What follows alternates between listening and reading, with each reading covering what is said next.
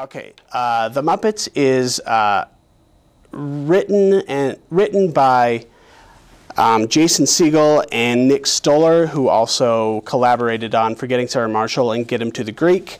And it's directed by James Bobbin, who's also mostly known for television work. And basically what this is an attempt to reintroduce the Muppets universe and all of its characters for a new generation.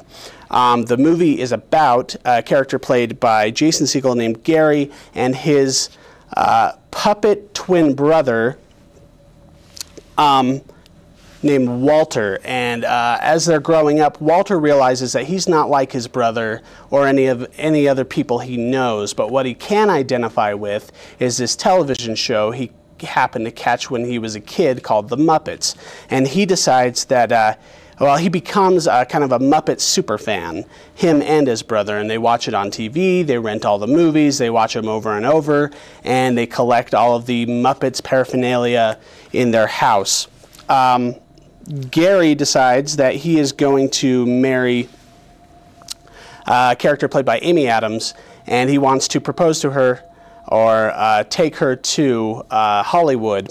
And he decides he's going to bring Walter along so that he can see the Muppet Studio once and for all. And when they get there, what they realize is that the Muppet Studio is pretty much abandoned. Nobody's been there in years, and an evil oil tycoon played by Chris Cooper wants to tear it down to drill oil underneath.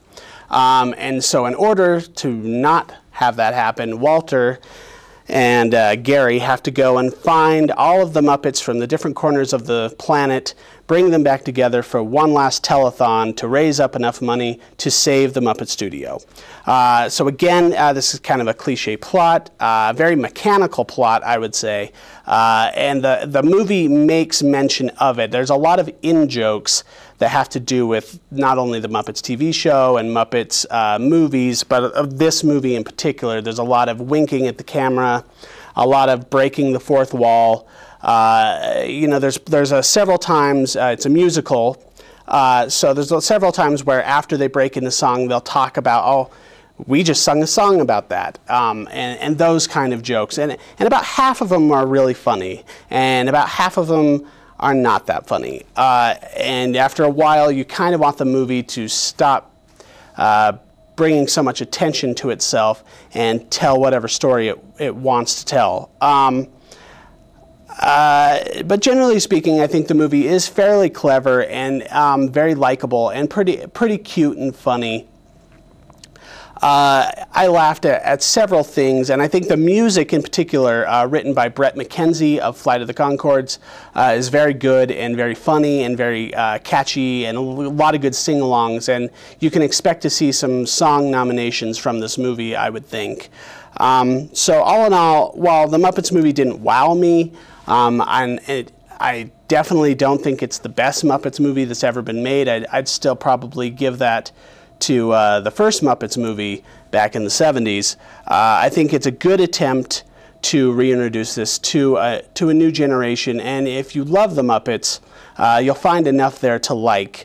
One thing I have to complain about, though, is that it doesn't really have very good interactions with its characters. I feel like the Jason Segel and Amy Adams characters, the human elements, they sort of recede further and further back into the story as the movie goes. There's their story about whether or not they can kind of get together or want to be together or whatever, and then there's the Muppet story of them trying to get the show back, and those two stories never completely gel together. And I feel like the Amy Adams and Jason Segel are more playing archetypes than playing actual characters that are any kind of developed, and you never really care whether or not they're going to get together. Also, a lot of the Muppets kind of get underplayed as well. We get a lot of Miss Piggy, we get a lot of Kermit the Frog, we get a lot of Fozzie Bear. We don't get a lot of the other ones. Towards the end, when they actually do the telethon, you get to see some of these characters kind of interact and play a little bit, but generally speaking, most of the Muppets don't get a lot of screen time. But I still give the Muppets a B-, and I say it's a good family movie to take your kids to that's not in 3D. And the last movie I'll talk about today